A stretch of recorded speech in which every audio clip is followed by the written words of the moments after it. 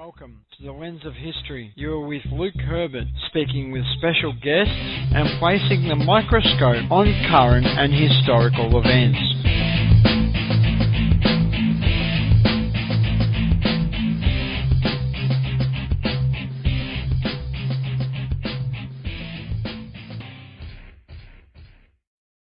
Welcome listeners to this latest installment of the Lens of History, and since history waits for nobody, I'm going to get us started. And today I have, a bit of a nice change for the listener. I'm speaking with Jiggley Jones, a country music singer who happens to have an interest in the American Civil War, or the Civil War as it is perhaps more correctly termed.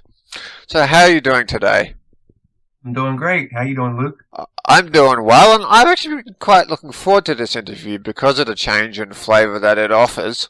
And it's not very often, I sort of get to mix the musical world up with, my interest in military history. In fact, it's basically been never. But moving along, can you introduce yourself to the listener and tell us when your interest in country music and the Civil War began?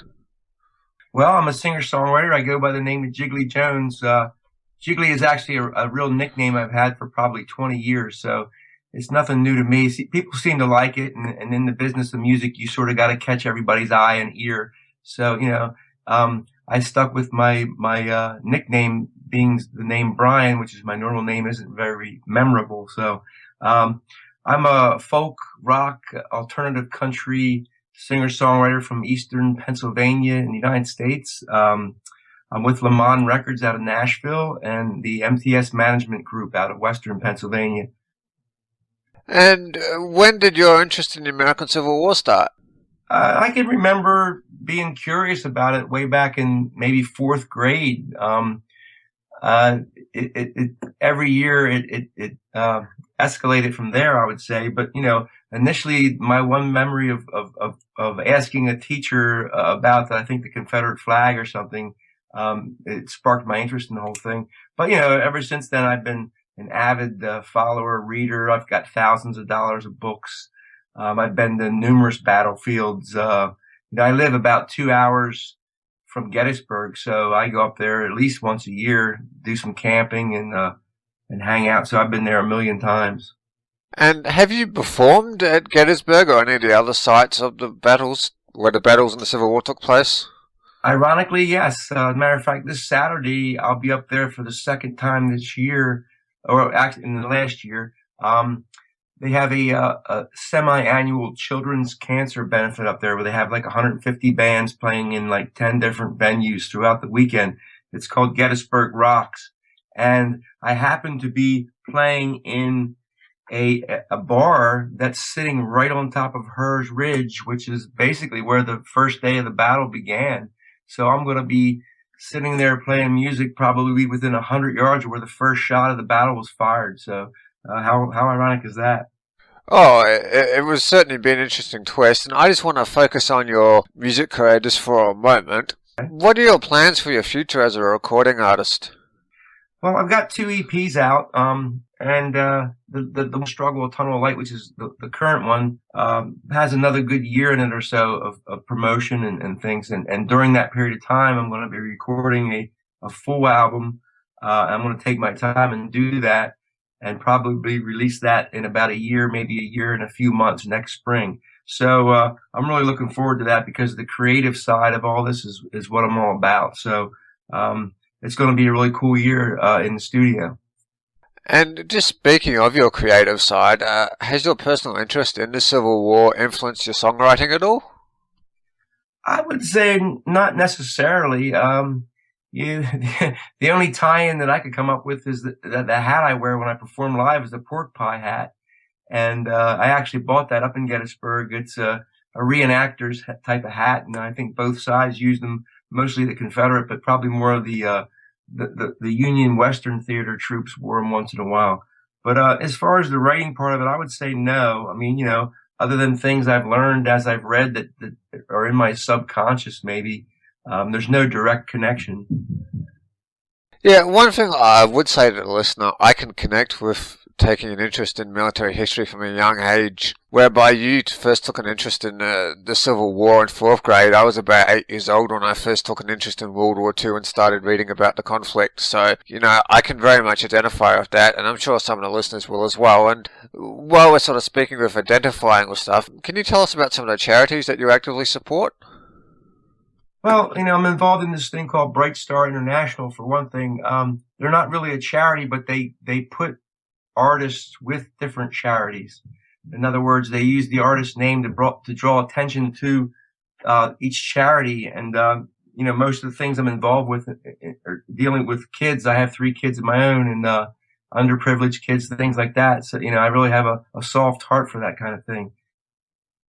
Yes, and those kind of issues will resonate around the world. We have a lot of discussions or debates in New Zealand about what we term child poverty, so I think even the Kiwi listener will, identify with that. And I just want to come back to Gettysburg for a moment. And what are your personal feelings when you visit Gettysburg? Do you find that there's a lot of historical ghosts there, or do you find it's the second, I've got to use the term, second birth of America, with the first birth, of course, being the American Revolution?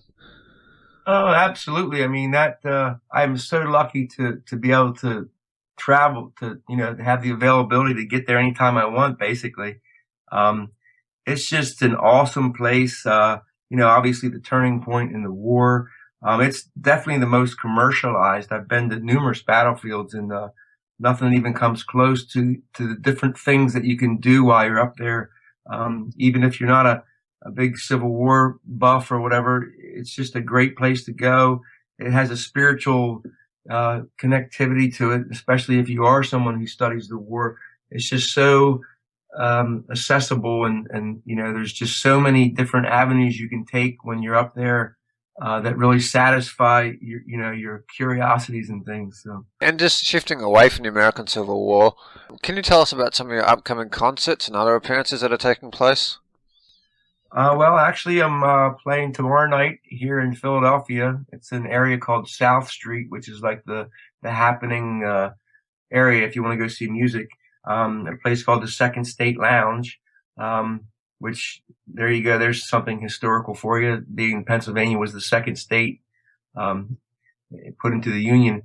And Philadelphia is a very historical area via the Revolutionary War kind of thing.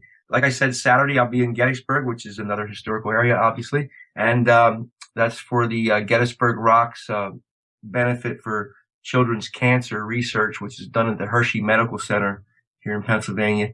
After that, I'm at the Millennium Music Conference in Harrisburg, PA. It's something they've had for the last 20 years or so. It's a really cool event. People come from all over the world to talk about music and this and that. So it's my second year doing that. And then later in March, I'll be at the Cape May, New Jersey Singer-Songwriter Convention. So that's another very cool thing. So, and live performances come up. You could have none for a while. The next thing you know, you got 10 of them. So any day something crops up. And one last Civil War question before we look at wrapping up this great interview. Apart from Gettysburg, if you had to recommend, sites to visit or battle sites, where the battles in the American Civil War had taken place, where else would you recommend, a history buff go? I would say Antietam, in Maryland. That's a pretty cool place. It's not like Gettysburg. It's not commercialized, but it's laid out really nice. It's a very relaxing atmosphere. Very, very intense, single day battle. There's other places I've been to. Manassas, that's a nice place also.